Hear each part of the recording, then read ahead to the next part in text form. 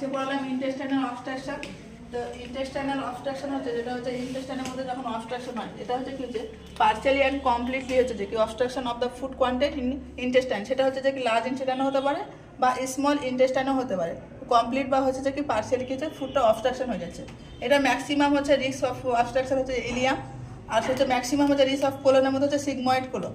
Small ইন্টেস্টাইনের মধ্যে হচ্ছে ইলিয়ামে হবে, আর হচ্ছে কোলনের মধ্যে হচ্ছে সিগময়েড কোলন হবে। তো এর জন্য হচ্ছে যে কি তিনটে হচ্ছে এখানে হচ্ছে যে কি যেমন ফাংশন ইন্টেস্টাইনের নর্মাল ফাংশন থাকে, সেগুলো হচ্ছে কি কি যে ইন্টেস্টাইনে ঠিক মতো ব্লাড সাপ্লাই হতে হবে, লুমেন ক্লিয়ার থাকতে হবে, আর হচ্ছে নার্ভ সাপ্লাই হয়। এগুলো যদি কোনো ডিস্টারবেন্স হয় তাহলে কি হচ্ছে যে প্রবলেম আসবে। সেগুলো হলো যে ফার্স্ট হচ্ছে মেকানিক্যাল অবস্ট্রাকশন। মেকানিক্যাল অবস্ট্রাকশনে কি হচ্ছে যে ডিস্টারবেন্স ইন লুমেন, যে লুমেন যেটা ক্লিয়ার থাকার কথা সেটা হচ্ছে যে ক্লিয়ার থাকছে না। এটা মোস্ট কমন কজ হচ্ছে যে দেখা যায় পেশেন্টের ক্ষেত্রে যে ইন্টেস্টাইনাল অবস্ট্রাকশন হলে যে লুমেন ক্লিয়ার না থাকলে হয়।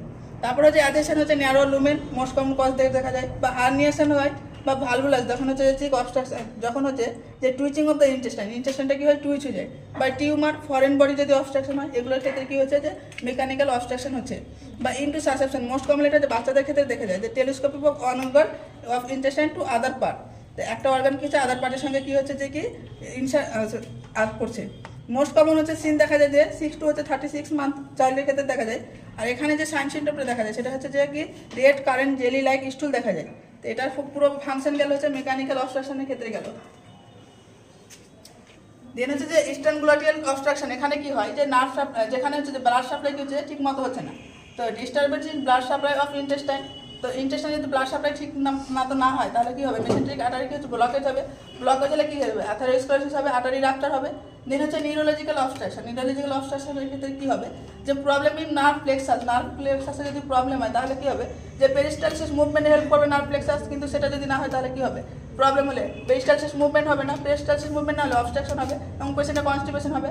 ডিস্টারবেন্স ইন মেসেন্টারি ক্ষেত্রে নার্ভ প্লেক্সাস, যেটা কি করে যে নার্ভ প্লেক্সাস কি করে কম্প্রেস হচ্ছে টিউমারকে কম্প্রেস করে।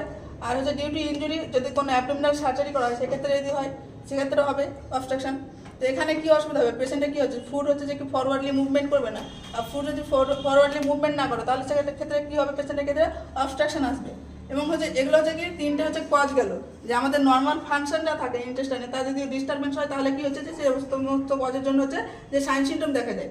যে সাইন সিমটম হচ্ছে ইন্টেস্টাইনাল অবস্ট্রাকশনে কি দেখা যায় যেমন হচ্ছে অ্যাবডোমিনাল ডিস্টেনশন। ফার্স্টে যেমন বলেছিলেন লুমেন যদি ক্লিয়ার না থাকে তাহলে অবস্ট্রাকশন হবে, তাহলে ক্র্যাম্প লাইক পেন হবে, সেখানে অ্যানোরেক্সিয়া নাউজিয়া ভমিটিং হবে।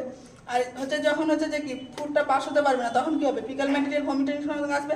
তো ফিকাল ম্যাটেরিয়াল ভমিটিং আসবে, তা বাউল সাউন্ড হচ্ছে কি ডিক্রিজ হবে যেহেতু পেরিস্টালসিস মুভমেন্ট ঠিক মতো হচ্ছে না। কনস্টিপেশন হবে পেশেন্টের ক্ষেত্রে, ইলেকট্রোলাইট ইমব্যালেন্স হবে। এগুলো পেশেন্টে কি সাইন সিমটম দেখা যাবে। তো এই ডিজিজের জন্য কি করা হয় ডায়াগনোসিস টেস্টের ক্ষেত্রে কি করা হবে ইউএসজি করতে হবে, সিটি এমআরআই বা বেরিয়াম টেস্ট করা হয় বা কোলোনোস্কোপি করা হয়। ম্যানেজমেন্টের ক্ষেত্রে আমরা কখনো এই সমস্ত পেশেন্টকে কি করবো না এনিমা বা ল্যাকজেটিভ বা হার্ট অ্যাপ্লিকেশন দেবো না, কারণ এখানে যে ইন্টেস্টাইন হচ্ছে রাপচার হওয়ার সম্ভাবনা থাকে। দেন হচ্ছে এনপিও র্যাকোটিল অবস্ট্রাকশন রিজলভ, যতক্ষণ না অবস্ট্রাকশন রিজলভ হচ্ছে ততক্ষণ পর্যন্ত কি করবো পেশেন্টকে আমরা যে এনপিও রাখবো। দেন হচ্ছে কি করবো আমরা আইভি ফ্লুইড স্টার্ট করবো। এখানে ফ্লুইড যেটা দেবো সেটা isotonic fluid. Isotonic fluid means হচ্ছে যে আমাদের বডি ফ্লুইড যা কম্পোনেন্ট থাকবে সেম কম্পোনেন্ট ফ্লুইড আমরা কি করবো পেশেন্টকে দেবো। আইডেন্টিফাই করবো কজ, পেশেন্টের কী কী কজের জন্য হচ্ছে যে কি হয়েছে সেটা হচ্ছে সেই অনুযায়ী ট্রিটমেন্ট দিতে হবে। আর যদি মেকানিক্যাল অবস্ট্রাকশন হয় এখানে হচ্ছে যে কি সার্জারি করা হয়, যেমন হচ্ছে টেম্পোরারি একটা ইলেকট্রমি করা হয় আর কোলোস্টমি করা হয়। তো আজকে এই পর্যন্ত।